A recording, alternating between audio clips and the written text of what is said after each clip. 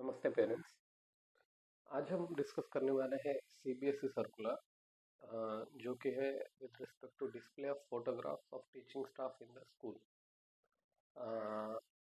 ये सर्कुलर जो है वो 12 सितंबर 2022 को सीबीएसई ने रिलीज़ किया है।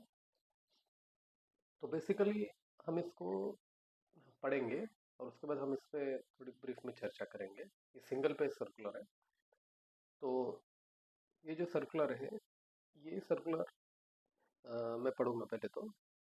The has reference to the directions received from the Ministry of Education regarding the action points emerging from the conference of the Chief Secretaries held at Dharmashala on June 16th and 17th of 2022। यानी ये जो circular decide हुआ है, ये जो chief secretaries है, उनकी जो एक धर्मशाला में मीटिंग हुई थी 16 और 17 जून 2022 को, वहाँ पर ये डिस्कस हुआ और तब ये सर्कुलर आया है। In view of deliberations held at the conference and point 14 of the action points emerging from the conference, all CBSE schools are required to have photograph of their teaching and non-teaching staff with name and designation, including detailing whether permanent or ad hoc, prominently displayed in the school premises. Hence, the school leaders and managers are hereby directed to ensure compliance of the above directions within a week of issue of this circular।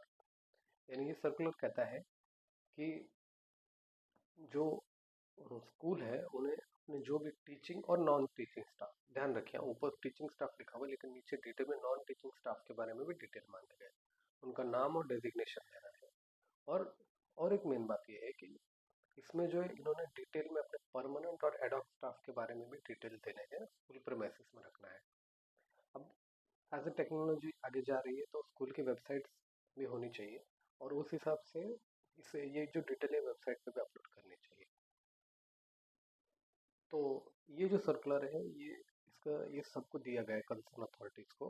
अब मैं क्यों ऐसा बोल रहा हूँ कि concern authorities को दिया गया है, तो पर्पज़ ये था कि जब भी कोई पेरेंट या जब भी कोई स्टूडेंट सीबीएसई के पास कंप्लेंट लेके जाता है, जब उनके रीजनल ऑफिस या हेड ऑफिस या कहीं पर भी रिलेटेड पार्टीज के पास, तो they are already made aware of this circular, they are given copy of this circular, but here is the requirement that they should be sensitized with respect to any complaint received from parents or teachers.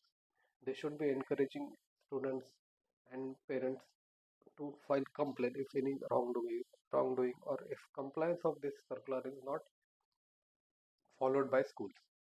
तो आशा करता हूँ कि ये circular आपको helpful होगा। धन्यवाद।